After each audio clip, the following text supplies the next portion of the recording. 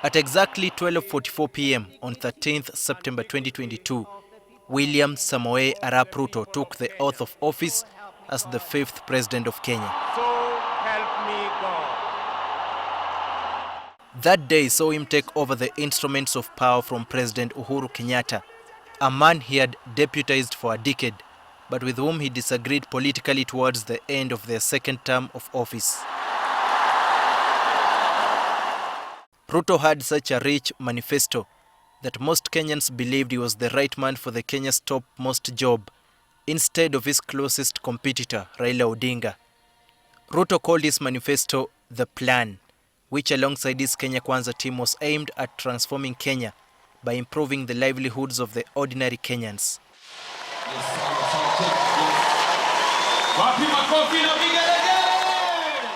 Top on President Ruto's plan was to revive the economy in the post-COVID era. He believed he would achieve this ambitious plan in such a short time. This, he hoped, would be achieved by addressing issues in key sectors of the economy, including agriculture, micro, small and medium enterprise, housing and settlement, infrastructure, environment and climate change, as well as improving healthcare. Others are education, gender, governance and security services. And even after assuming office, Ruto and his Kenya Kwanza government were unable to make headway in its plan from the start due to the severe opposition from Raila Odinga and his Azimio la Umoja team. After a protracted court protests and mass rallies, Odinga called for nationwide protests in March this year over high cost of living and high taxation. These protests, dubbed maandamano, would go on until July, severely destabilizing the government in the process. Perhaps the big question at the moment is whether Ruto's plan is working or not. The situation in Kenya is still wanting, given the fact that citizens are still grappling with the high cost of living. There is to do with the debt as a country is just like any other country in East Africa. Kenya is really struggling in terms of the debt.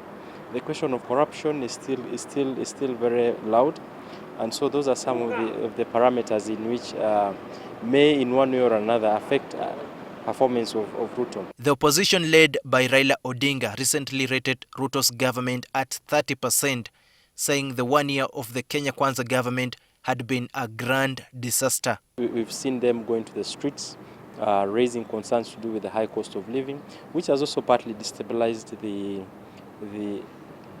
day-to-day running of government. However, Ruto had caught the attention of continental and global community as one with whom they could work. Indeed, Kenya hosted the Africa Climate Summit early this month, putting the country back in the bright lights on the globe. Similarly, US President Joe Biden commended Ruto for his willingness to lead the United Nations Security Mission after Kenya agreed to deploy 1,000 police officers to Haiti to help restore normalcy and combat the gang violence that has destroyed the Caribbean nation. This was at the ongoing United Nations General Assembly in New York. The United Nations must continue to preserve peace, prevent conflict, and alleviate human suffering. And we embrace nations stepping up to lead in new ways and to seek new breakthroughs on hard issues. For example, on Haiti, the Caribbean community is facilitating a dialogue among Haitian society. I thank President Ruto of Kenya, I thank him for his willingness to serve as the lead nation of a UN-backed security support mission. Despite the rough time at home, President Ruto is optimistic all will be well, even as his administration has roughly 3 years left to fulfill its mandate. Can actually double our food production in Kenya and eliminate the shame of hunger in Kenya.